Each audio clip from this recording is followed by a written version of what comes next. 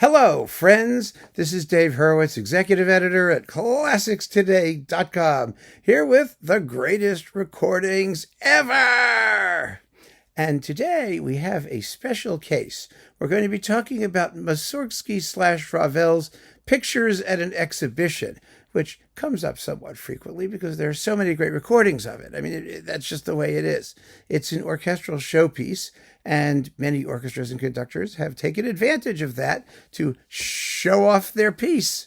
I mean, they strut their stuff in this work. It's absolutely extraordinary. It gives everybody something wonderful to do. And if you've got a great orchestra and some really good engineers, oh my, some amazing things can happen. And I have to say, and I know this is going to make me sound somewhat biased on a nationalistic basis, which I detest, but the fact of the matter is that for most of its recorded history, American orchestras have sort of wrapped up wonderful recordings of Pictures at an Exhibition. And it started with Toscanini and the NBC Symphony. And remember, the whole Ravel thing was commissioned by Koussevitzky, who wound up in Boston, and all that stuff. But when you think about what was around in the stereo era, as the stereo era dawned in the late 50s and then through the 60s, you had Reiner, you had Zell, you had Ormandy, you had Bernstein, and then Kubelik's Mercury Living Presence thing in mono with Chicago, which created the notion of high fidelity and it really, in long playing records, really an astonishing run of great Pictures at an Exhibition recordings. And so it's not going to be surprising that two of the greatest, and I'm talking about two of them. This is not a piece where you can only talk about the greatest recording ever made and made one. And talk about one, pardon me. I mean, I could talk about one and make multiple videos about Pictures at an Exhibition. But, I like to be economical. I'm going to give you more bang for your buck. Here they are. You've got Reiner in Chicago on RCA Living Stereo on the one hand, and you've got Ormandy with Philadelphia on Columbia with on the other hand. Both of these, while rather different interpretations and performances, combine superlative orchestral execution with terrific engineering, like the engineers on labels, especially Columbia, not known for fabulous sound, really got it right and took their time to get it right. And you just get amazing performances that have really held up all these years. I mean, and there are others. I mean, of course, there are other wonderful ones. And who knows, there could be another Pictures at an Exhibition video in this series. But I've already done the Pictures at an Exhibition repertoire videos. So, we don't have to duplicate excessively or crazily. Although I do like to bring up great recordings in multiple videos or multiple formats, because you never know how someone's going to discover them. And when you've done something like 4,000 videos, there's lots of different ways where you may encounter something. So here they are, and they are unbelievably fabulous. So first, let's talk about Fritz Riner. Now, this was recorded, this Living Stereo sucker. Does it tell us? I mean, of course it does. I just have to find, there's a whole pile of stuff on this CD. So let me just find the date here. Okay.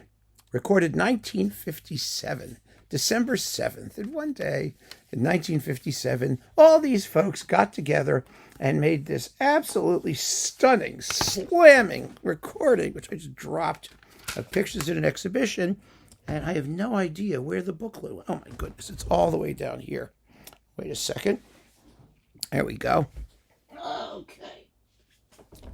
All right, here it is, of Pictures at an Exhibition. Now, Reiner and Chicago were known for their amazing supernatural accuracy and precision and clarity. And I dropped it again. I put it in here. This thing does this, and the thing slips out.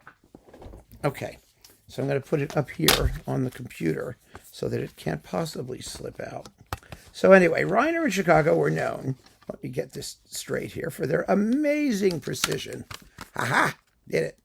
And accuracy and brilliance. And they were recorded by the Living Stereo team at RCA in what was at the time, and still remains, I might add, state-of-the-art sonics, just about. I mean, really amazing state-of-the-art sonics.